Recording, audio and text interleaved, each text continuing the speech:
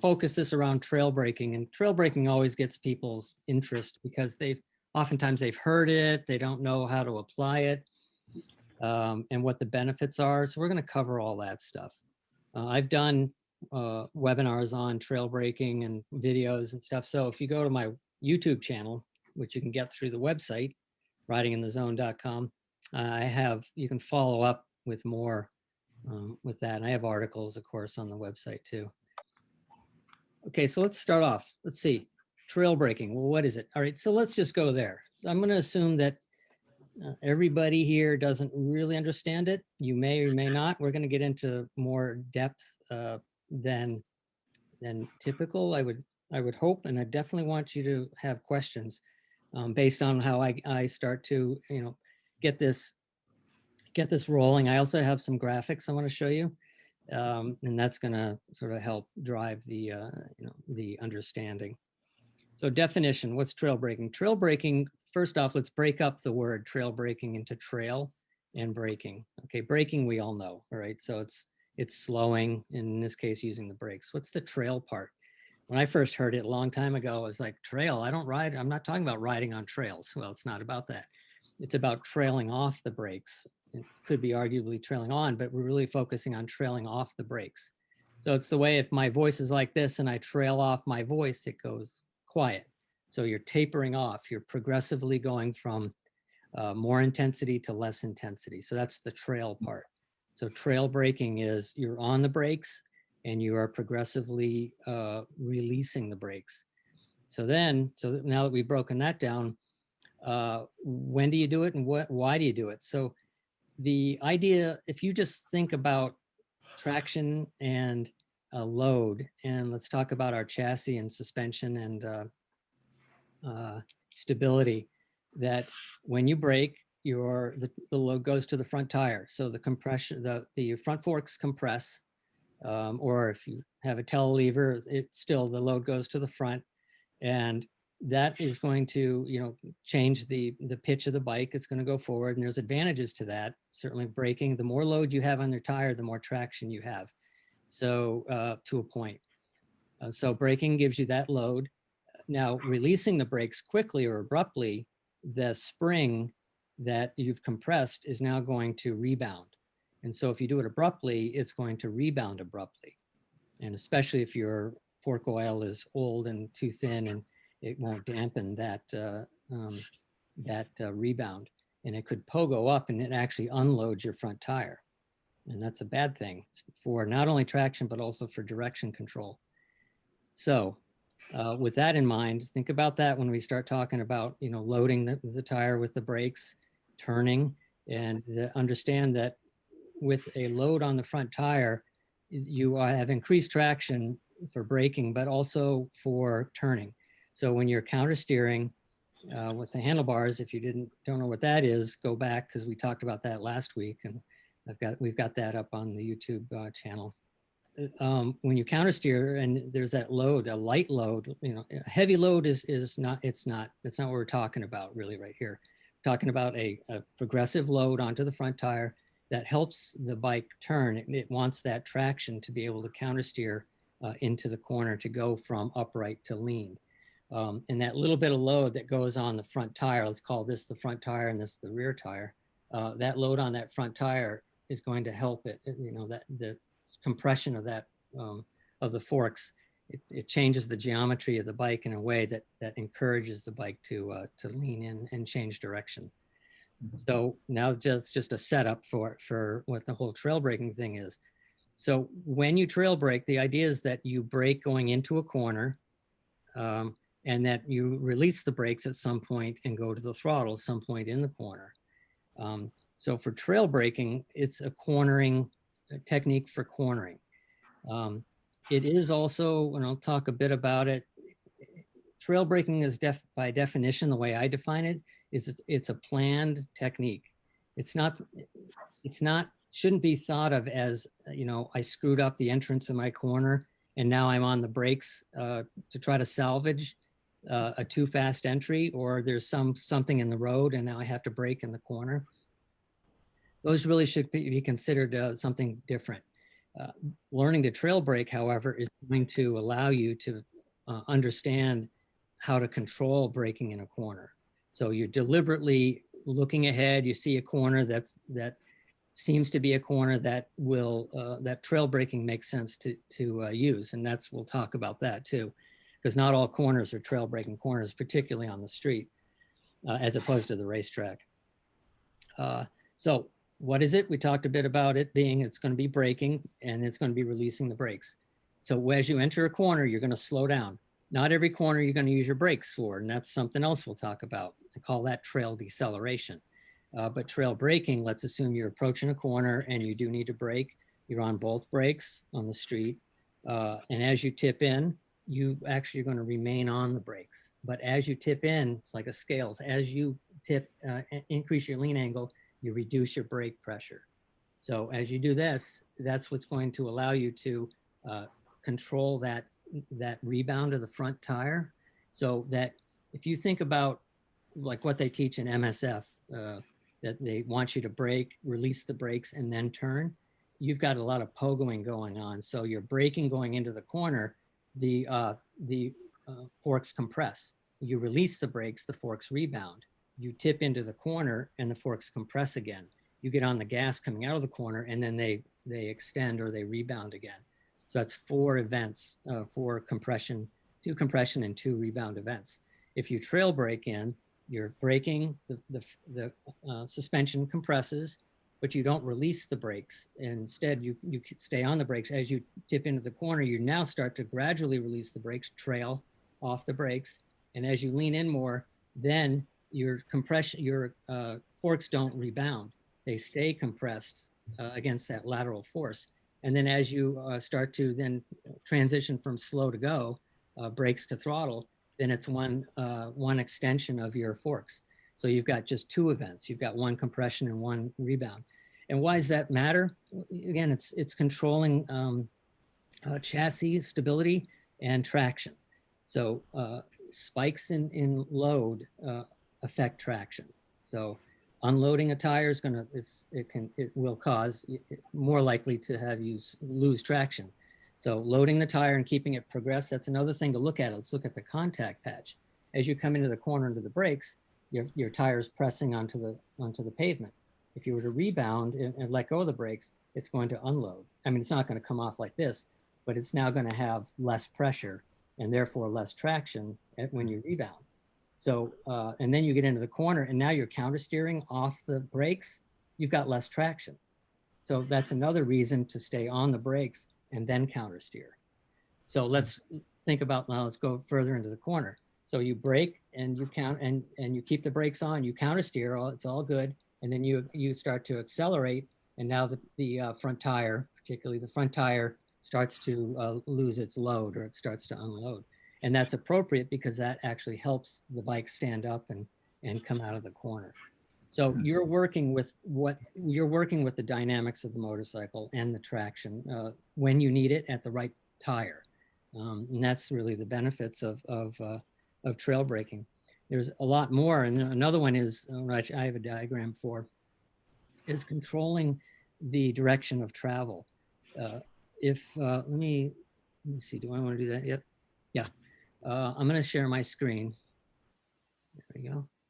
I want to show you here about the same thing I was talking about. So this red area is the slowing, and it's only very short here because the slowing would have happened a lot earlier on the bike that I'm on, which is the camera bike.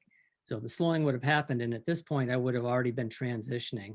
And this arrow, this white arrow here, is the apex. And then as you can see, I'm transitioning now, no rear brake, and I'm transitioning to the throttle, and I'm heading off toward this next corner. Now, what do you see here is you see Mike blew the corner. So he completely missed the apex. Look at, and now I don't want to get this too much into a cornering line discussion, but the fact is that he ended up coming into that corner too hot. So he would have benefited very much from trail braking, just slowing himself down. Now you can argue, well, he could have slowed himself down just a lot earlier and not needed to trail brake. That's true. But in this case here, he was moving pretty quick. He's a pretty fast rider. And these corners were pretty tight, again, in Italy. And the fact is that I know that he just blew the corner. So he would have benefited from really using the technique to break into the corner and then to accelerate out, making a nice smooth transition. But you can, again, I want you to point, make sure that you understand that the apex is here. And the reason it is that if you follow this line, I can safely stay in my lane and point myself to the next corner. Where he is, if there was a car coming the other direction, he's in tough shape. He's going to have to kind of swerve to get himself away from it. So there's a lot of advantages to following the correct line. So with Mike here, he's slowing. There's the red. He's slowing past the lean in. He's leaning while he's braking, and he's tapering off the brakes as he increases the lean angle, because you want to preserve your traction. Traction gets used up by lean angle and brakes. So combining the two, you've got to balance that out. So you can't be braking extremely hard and expect the tire to grip. And if you also add a whole bunch of counter steering pressure. So it's all about balancing that. Now, so Mike's braking, he's on the brakes. This orange part is where he's starting to transition off the brakes. He's still on the brakes. And now he's starting to like go to a neutral throttle. So that green really is in the wrong place. It really is, this maroon needs to come back a little further. Now, as saying before that you guys didn't know what I was talking about, now hopefully you do, is this maroon is indicating a rear brake only. So he's transitioning off the front brake. You're on both brakes here, and then you're transitioning off the front brake and then hanging onto the rear brake. Now, why do you do that? Well, particularly for these downhill hairpins, that rear brake is going to help you refine your exit speed. And in this case, with our downhill hairpin, that it's a steep downhill. You've got to control the effects of gravity. And if you were to just release both brakes here, you have the danger of then having the bike go wide and end up over at the guardrail. So by just hanging onto that rear brake, it actually, with the dynamics of the bike also, it helps the bike kind of hook around. So this is a more advanced sort of use of trail braking. And that rear brake at the exit is really, really beneficial. And at this point, you can see I'm actually overlapping the green. Imagine this maroon is sort of overlapping. It's overlaying the green. I'm actually braking with the rear brake against the throttle. So I'm transitioning to the throttle, but I'm holding that bike back with that rear brake. And it's not a lot, it's because it's, I don't know, 10% rear brake with 10% throttle. So you're really, it's not that they're fighting each other. You're just making a nice smooth transition. Another benefit of this is a sort of a slightly off topic, is that if you have a bike that has a jumpy throttle, that you use the rear brake to help it to not lurch the bike forward. You're holding the lurch back, right? So you get past that little lurch on the throttle, and then you can release the rear brake, and the bike itself doesn't lunge forward, So that's another, and you wouldn't want that to happen here, again, especially at a tight turn, because you could end up at the edge of the road. And remember that any acceleration at the wrong time means that you're telling the bike you're done turning. Well, at this point, you're not done turning, not until you're pretty much down here where this bike is. So just that's a sort of a visual to consider. Now, if I'm going really fast, I would carry the brakes deeper.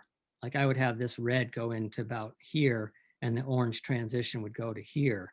And then that brake, the rear brake would carry into here. But this would be more of a street pace. So there's that. So this is showing an uphill hairpin. Now the green arrow, the white arrow with the green outline, that's the apex. So if I know that that's the apex and it's way over here, it's around the corner because I want to be safely pointed up the hill. Now it could be slightly back, but not a whole lot, which means that you have to come around. And this is again more of a cornering line discussion. And you come around, and if there's a car coming, you can't be out even as far as this guy is. You have to be tight. Well, then it makes it a lot harder. But the idea is that this is not a trail braking turn. Now, this was Ron Alsted's question, is when you're going uphill, trail braking really doesn't play unless you're really at a racetrack type speed. In a case like this, at street speeds, the gravity alone is going to slow you down. If you were to brake along with the hill, you'd go too slow, which is a major problem for uphill hairpins. You can see I've got 3 arrows here. The long arrow, this middle arrow, and then the one way down the hill. So this is all showing brakes and throttle. And there's an awful lot going on. So if you look at the very bottom left, you see the red area. Well, that's slowing. I'm finishing up my slowing. At this point here, I would, oftentimes the trail braking transition happens at about the apex. Now, when the apex is all the way around the corner here, the transition happens a little sooner. So it might even happen sooner than where I have it indicated here. But the red goes to orange, and that's your transition. You're trailing fully off the brakes. And when you're at full lean angle, you want to be fully off the brakes. So this red would be before where I have it here, because I would be at full lean angle earlier than this. And then as you transition to the throttle, you got this lime green, and then you got the green. But now I'm going to orange pretty quickly because I got this turn coming up to the left. Now that's my transition from neutral throttle to then deceleration. So the orange is deceleration in this case here. And so I'm going to make it around the corner, and then I'm going to end up in line pretty much where everybody else is. Now you're wide. And if you look at the arrow down the hill, this one down here, you can see now I'm back to where I was showing before with that left-hand downhill hairpin. So now I've gone from my red, you can't even see the red, it's behind this building, and going to orange. And now this here, even though it looks red, that's the maroon, that's that rear brake. So now I'm off the front brake, but I'm hanging on the rear brake as I start to get on the throttle. Now you can see this corner here is hooking back on itself. It's actually coming right back along the embankment that the road is up here where Mike is. So this is the really typical sort of corner in the Alps, and actually where Ron lives down in Georgia area. So the use of trail braking is to control the direction, certainly the speed. But remember, when you release the brakes, that is essentially on a downhill, that's essentially acceleration. And you're going to have to hustle, work to get the bike into the lean angle if you get off the brakes too soon. All right, let me stop sharing. Okay, so that's kind of a lot of stuff to sort of look at and absorb. Like I said before, if you learn this and it's deliberate, and you do have to practice it, but on the street, there's a lot of opportunity. There aren't as many opportunities as around, an average sort of series of corners in New England. There's not a whole lot. I bring my students up to Mount Greylock to practice trail braking because it's particularly the downhill hairpins. And so a lot of times you'll take a ride, and you really, half the time you don't even brake for corners because you can just decelerate. But that's still, if you think about the timing and intensity, I keep using that term, is trail deceleration is, even though you're not braking, so you call it trail deceleration, you're off the throttle at the right time, you're tipping in with the counter steer, and at the perfect time, you're starting to transition from slow to go, whether it's with the brakes or just the throttle. And that has to happen. If you get on the throttle too soon, you're going to be heading toward the off your lane. You're going to be heading wide, and you might have to make another counter steer to stay in your lane. So that's trail deceleration. Think about that, next time you're riding and you're in a corner that you really, if you were to brake, you'd be going too slow. One way to do it is just to go through it the way you would with just a deceleration, and be really, really conscious about when you're starting to transition to the throttle. That would be a way to start to train yourself for timing for trail braking. Now, even though you might be into a corner that's might not need brakes, you can still train yourself to trail brake by just braking really lightly. I'm talking just move the brake lever, don't slow yourself down too much. But if you do that, like just illuminate your brake light, just enough that you're now training yourself to get the timing right. If you give a little bit of pressure so that you can feel the bike slow a little bit, and then, that would be a way to kind of bring it to the next level. Okay. But again, the idea here is that you start trailing off the throttle as before you're at full lean, you should be at fully off the brakes. So that transition happens as you go from braking to lean angle. That has to transition off, so that you're managing traction. Let's see if there's any other point I have. I'm covering quite a bit of stuff here. Trail brake with both brakes. A lot of people will say that trail braking is rear brake only. And there was a time when I think that was the understanding. And if you remember, like, just like I was saying before about finishing a corner with the rear brake, that's what I consider where the rear brake and trail braking comes in. Otherwise, I mean, braking is braking. You can use it just with deceleration. You can use front brake only, like we do on the racetrack, or front and rear. And you can do it as just rear brake. But remember, rear brake is just, it's not a slowing brake. It's just a control brake. And so that's why you use it at the end of the corner. You've slowed with both brakes, or certainly with the front brake primarily, and then you finish up with that rear brake. A lot of people never use their rear brake, or they never use their front brake, heaven forbid. But this is a case where you're using all the tools that are available to you. Now, if you have linked brakes, it doesn't matter. You still got the ratio of, when you use that front brake, you're going to get primarily more front brake than rear, and so it still works, just not as effectively when you have two separate brake systems. Let's see. Yeah. Ken? Yeah. The exercise you did with the spray bottle the other day was very, very beneficial.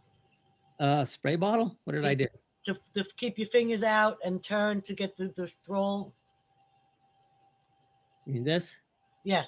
Yeah. So that's the overlapping, the braking and throttle, which sometimes we call it the throttle, where you overlap. So your brakes, and then you're carrying the throttle you're taking the slack out of the throttle cable as you, but you're still on the brakes. So now you're giving it, as you're still braking, you're at, say, 50% brakes. You start to pick up the throttle. Now you're at 10% throttle, and now you're releasing. Now you're at 10% brakes.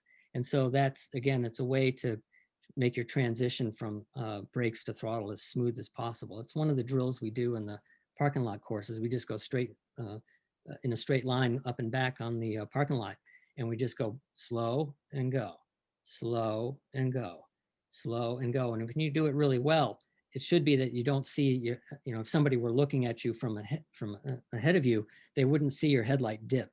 They wouldn't see even really much fork compression if you do it right. It's very gradual. It's when you brake, you should be braking for 2.5 to 3 seconds. And if you're braking 2.5 and 3 seconds and you're slowing down too much, you're braking too hard. Okay, I mean, we're talking about really fine use of these controls. Okay, and a lot of people use them kind of ham-fisted, and that's something you have to train yourself out of. Okay, Mike, I guess why don't we throw questions up, and then I can. Sure. Martha had asked, hang on 1 sec, let me get to her question. Would you use this instead of downshifting? Was Martha's question. Okay, downshifting is engine braking, which if you were to downshift, you're going to get more engine braking. So it's more deceleration without the brakes. But I want to back up and say downshifting has one use only, and that is to match your engine speed to your road speed. So if you downshift, you're doing it for a reason. You're slowing down. So that's appropriate. If you're approaching a corner that's barely, not slowing down enough to use your brakes, and you use your downshift because you have to downshift anyhow, and yeah, you let the clutch out and it scrubs off 3, 4, 5 miles an hour, that's fine. But remember that your downshift is really just to match that engine speed. As you slow down, you need a different gear. If you were to downshift and then let the clutch out and you're doing it wrong. That's really not for the street particularly, not a really proficient way of slowing a motorcycle. You have brakes for that reason. And when you do downshift, as you come into a corner, you simultaneously brake and downshift. And you should slow before you downshift. So it's brake, it's decelerate, brake, downshift, ease out the clutch. And that way you're going to slow down the motorcycle so that you don't risk locking the rear wheel if you were to let go of the clutch a little too abruptly. On the racetrack, we definitely use engine braking. And this gets into a braking discussion, but that engine braking does stabilize the bike, and it does slow down the motor, the motorcycle.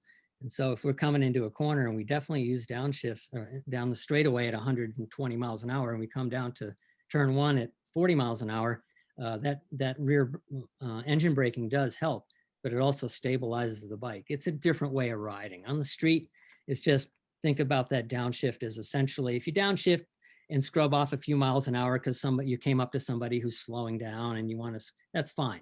But when you come to a deliberate approach to a corner, that's a braking event needs to happen. And then the downshift is just to get yourself in the right gear to be able to then accelerate out.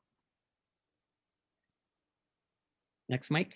Yeah, sure. Ed had asked, when riding aggressively, do you trail brake with the front, back, or both brakes?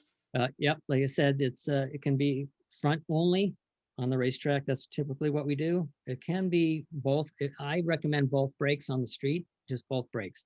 In general, it's both brakes on the street, except when you're doing tight U-turns and maybe downhill gravel. You're better off staying off the front brake in those cases, but everything else, just both brakes. Just use both brakes. It makes it really simple. And again, the idea is that both brakes in, off the front brake, keep on the rear brake, finish it up. Now that's again for tight turns primarily. For sweeping turns, oftentimes I don't need to trail brake much on the street, but if I do in a sweeping turn, it's both brakes in, both brakes off as I get onto the throttle. Okay, next. The only other thing I have is Ron had asked, and it's not really a question. He said his next question is, I almost never use my rear brake when trail braking. So Ron, I'll let you explain that a little further. Unless we've lost Ron. No, he's here. No, I'm here. Can you hear me? Yes, Hey, sir. Ron, yep. Well, I mainly I just use trail braking when I'm going downhill. When I'm going uphill, I tend not to use it at all. Yep. And I just maybe I'm not mastering the technique correctly, but I tend not to use my rear brake at all. I just use all front brake. And Yep. I really don't think about the back brake too much. Yeah, well, let me explain the brakes. The advantage of the back brake is not only that are you giving up brake force, like in an emergency situation, you want to have all the braking power you can get. If you never use the rear brake, you're not going to use the rear brake when you need all the power. So it's a good training thing for emergencies, but it's a tool that you use when you do it right, when you do it correctly and you understand its benefits, that you should definitely use both brakes. Now, as far as trail braking goes, downhill, like I say, I've mentioned, let me give you another reason to use the rear brake, but is that when you use the rear brake, and I use particularly downhill, when you use the rear brake first before the front, and I'm talking rear front. So it's not like rear and then front, it's rear front, and it kind of squats the bike. And that's really beneficial for going downhill so it doesn't pitch onto its nose so much. So it'll squat the bike. If you give a little bit of rear brake, this is my rear tire and this is my front tire, that if you do that, it'll kind of squat the bike a little bit and it won't pitch so much forward. So it'll kind of squat. So if you think about that when you're trail braking, now you've got another benefit. Not only do you have that other brake helping you to slow down that big heavy Nikon you've got, but it also helps to squat the bike. So that's why you should use it. Again, we mentioned, Ron had asked earlier this week about uphill and downhill. I kind of covered that. Yeah, trail braking uphill, it's really on the street, you would slow down too much. So there are times, I mean, if I'm really ripping, yeah, I got to trail brake uphill, but you know, it's not often. And it's more reserved to the racetrack. Thanks. Ron, does that answer your question? Yeah, it does. And just to clarify, I use my rear brake a lot, like just regular surface riding on highways, local, but it's just on the mountain roads. But I'm going to study that technique more and do what you suggested. Good. Yeah, feel it. I mean, really, it takes some sensitivity to feel it. But most of my students, when I suggest they do it, they go, oh, yeah, I felt that. So it's subtle, though. You have to be sensitive. And that's another thing you want to train yourself to be as a proficient motorcyclist, is to become more sensitive to how your bike reacts to your inputs. So do that. Really feel that rear brake first, then front brake, and just see if that really squats your bike. Okay. Okay. I'm going to work on it. Thanks. Okay. Great. Anybody else? Next question is, Brian wants to know, does trail braking have added benefits for hazard avoidance in a corner? Yeah, so here's the thing. That's a great question, Brian, and I didn't have it on my list. So think about this scenario. I'm coming into a corner, I'm on the brakes, I'm trail braking in, so I haven't released the brakes fully. I might be at maybe 20% brakes, let's say 15. And then something appears that I need to slow for. I'm not fully off the brakes. I still have the tire loaded. And suspension is compressed slightly because remember, I'm starting to trail off. So it is starting to rebound a little bit.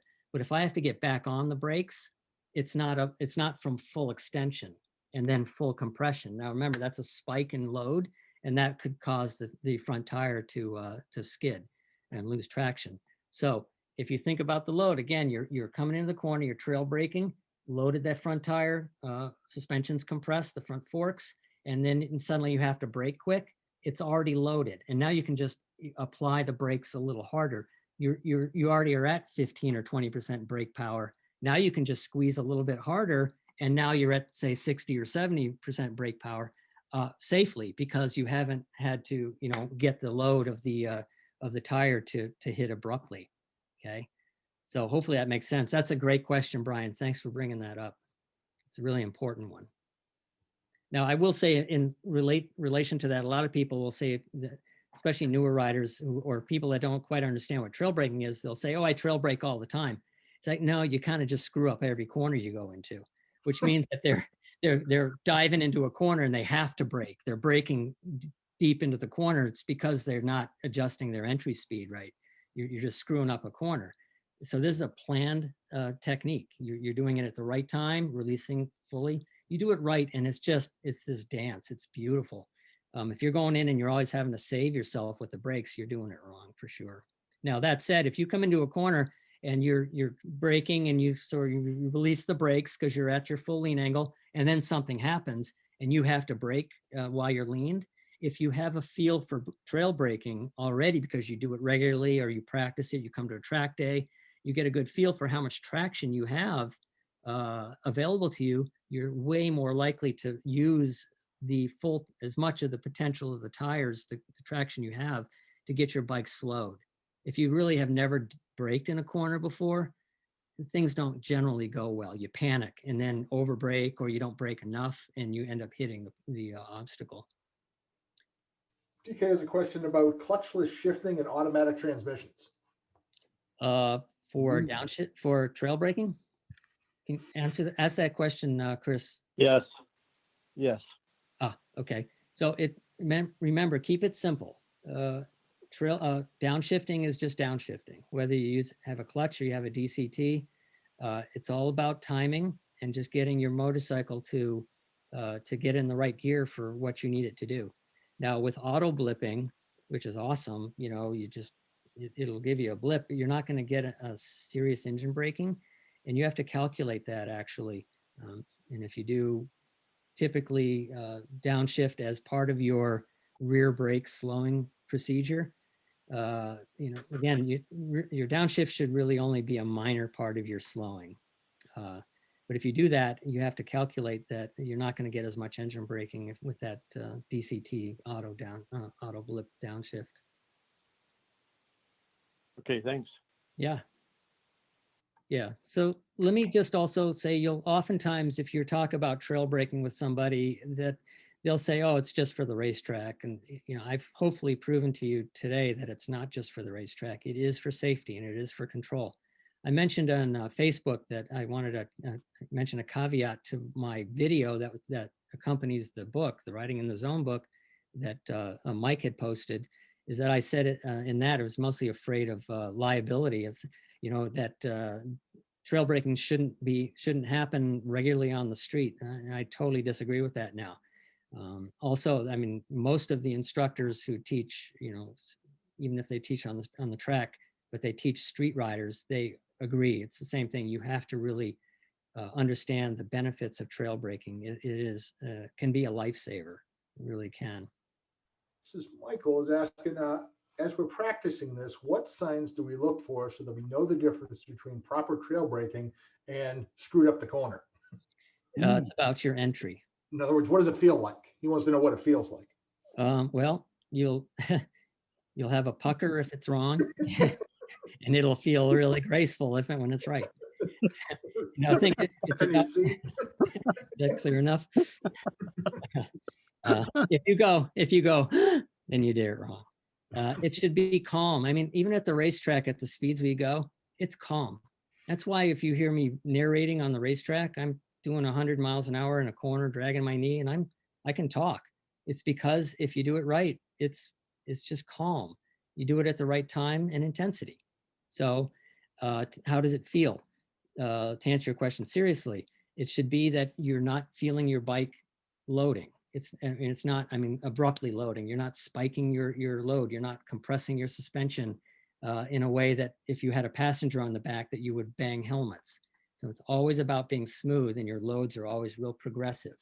So to do that, you have to brake at the proper time. So it's early enough that you can apply the brakes, and then 1001, 1002, 1003 off the brakes. I'm just throwing out a number. But 3 seconds, if you think about, just count off next time you're out there and you're braking. If you're braking less than 2 seconds, you're dabbing at the brakes. You are causing a load in your traction and compression of your suspension that's abrupt. So, but if you give yourself that time, like 3 seconds to brake, then it's taking 1 second, 2 seconds, 3 seconds, and that would be the ideal, is that you're not letting the bike pop up into the rebound. But when it feels right, I mean, it's just smooth. It's just relaxed. You come in, you brake, you slow, you tip in, and you accelerate, and it's just a beautiful thing. Well, I guess I want to talk to people just about that. We're trying to do this every week through the winter. It's a long winter, and learning a little bit of skill while your bike sits in the garage, if you're not a winter rider, is not a bad thing. I'd encourage you, if you've never done it before, to do a non-sport bike track day with us. This is a lot of the skills that we're talking about are things that you're practicing out there and getting better at. One of the benefits to it is you're going around the same track again and again. So if you got it wrong the first time, you can get it right on the second time around. It's probably the most I've learned in a day riding that I've ever done. And I've been riding for 41 years. And I've done just about every non-sport bike track day. And it's if you've never done one, do one and tell me you hate it afterwards, fine. But I'll tell you right now, more people than not end up, Chris is on here, he'll tell you, Chris went once, now I think he's got a trailer, a couple of bikes he's spending every weekend at track day. He's addicted. So he's an instructor now too. Yeah, exactly. He's an instructor now too. So it'll make a huge difference in your riding. So I really would encourage you to do it. If you can't join us, in May, then look to the August date to be able to join us. But we're going to continue to do these skills.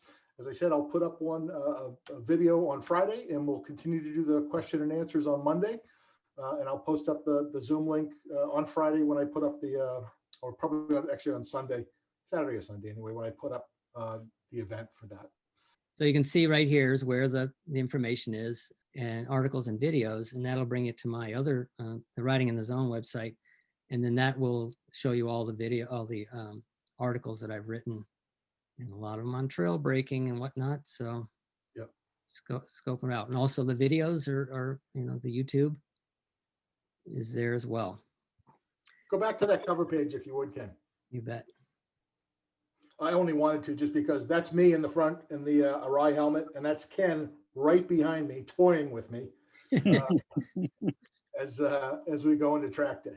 So that was a blast. That was a fun session there, Mike. It was a great time. Like I said, I really enjoy it. I've been riding, as I said, for 41 years, and it doesn't make a damn bit of difference. I'll tell you, right? You can do the same thing wrong 41 years in a row, or you can choose to increase your skill set every year and become more comfortable on the road, a safer rider, and a better rider.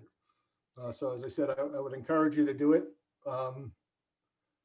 And other than that, we will put up another video, as I said, next Friday, and hopefully we'll see you all next Monday. Okay. You mind if I make a comment about the track days? Please do. Well, besides everything that was just stated, it's a lot of fun. The instructors there, they're more than helpful. They're friendly. I mean, I know they can outride me, circles around me 25 times, but they are very helpful, and they're eager to help you if you ask them. That's it. Ron's been up many times. He rides up from Georgia. There's commitment. Every year. No, I trailer my bike now. Yeah, it's not that's smart. It's not that comfortable. We did do a thing on the non-sport bike track day a couple weeks ago, but I'm happy to answer questions about that all day long. Remember, this isn't for just experienced riders. This is for if you can ride on the street and you corner with normal speeds, you can come to a non-sport bike track day. And it doesn't matter what you ride, as long as it's not a full-on super sport bike. Yeah. And I mean, just for those who have never done it before, there's 3 different groups. There's only for reasons of defining it better, it's not so much true as to the wording, but a slow, medium, and fast group, if you will. So, if you're first time out there and you're on a particular kind of bike that's, not going to handle the track as well as somebody on a faster bike, you'll go into that first group rather than the higher group. You can move around during the day if you need to. If your skill gets better, or you feel like you placed yourself wrong, or you were placed wrong, you can do that. So it's the first 2 laps will scare the crap out of you, and then after that, you're gonna have a big fat smile on your face all day long. So, and that's literally what I found from anybody that I've talked to that's done it. As I said, yeah, everybody's a little nervous when they get there, but everybody is super friendly. Everybody's really helpful. Everybody is looking to have you have the best day possible and to learn the most you can. So it's just a great camaraderie as well of riders who just believe in, increasing your skill set every year. Good time. I've seen a lot of folks here who've done them, who's done it, and you can always sort of put out, you hear it from me, you hear the testimonial from Mike, but I know a lot of you guys have done it. Shira and Brian did one last year, and they're doing the one in May as well. Ron, of course, he's a veteran. Anyhow. All right, guys, we will hopefully see you next Monday. Thank you. All right, guys, take care. Thank you. Good night.